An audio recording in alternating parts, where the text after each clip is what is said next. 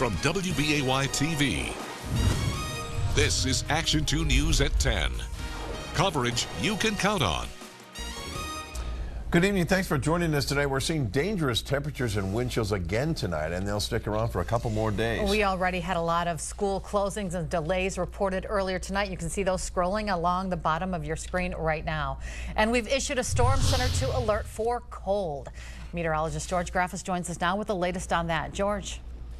That's right, Cammie. We started this cold spell on Sunday, and we're now halfway through it. We should be winding down the other half as we get into Friday and Saturday this upcoming weekend, or into the upcoming weekend. First of all, here you have wind chill warning and advisories all across the viewing area.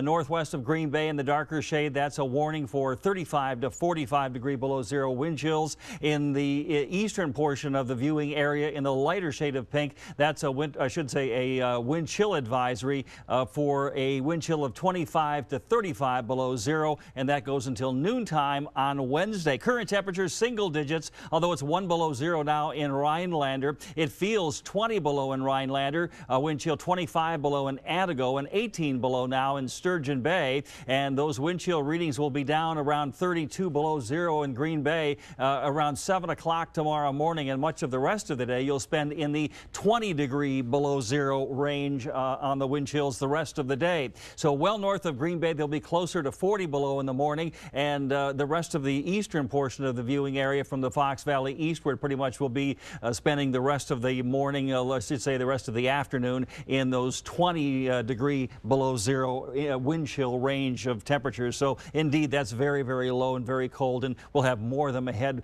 for several more days, and we'll detail that with Pinpoint Predictor in just a few minutes.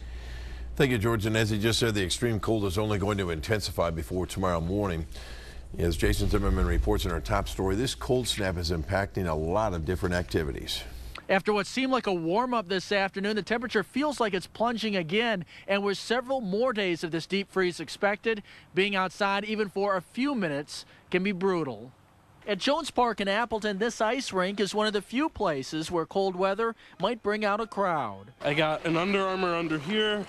I got a Carhartt jacket, and then I got long underwear on under my sweatpants, and then I have shin pads, and they're pretty warm too. So just a few blocks away on College Avenue, the streets were mostly empty, but there was a crowd inside this coffee shop. I used to live in Minnesota where it was colder, but that never stopped anyone from going to the coffee shops and going out to eat and doing any of this stuff, and I don't think it should stop people here either. At the Fox Valley Warming Shelter, the cold is always a factor. Many people were standing outside waiting for the facility to open at 5 o'clock. You know, we were full in July. We've been in the high 50s in terms of numbers in recent nights, and our capacity is 60. So we're really full all the time, but we know if somebody's out on a night like this, they could freeze. So our mission is extremely important at times like this. And if the warming shelter reaches capacity, those in charge say everything possible is done during weather like this to find an alternative to keep people off the street. Reporting in Grand Chute, Jason Zimmerman, Action 2 News. Those cold temperatures and wind chills are leading some schools to delay the start of the school day tomorrow. As we said, they're scrolling along the bottom of your screen, and you can find a complete list at our website, WBAY.com. We talked to districts today about how they make the decision whether to cancel or delay classes.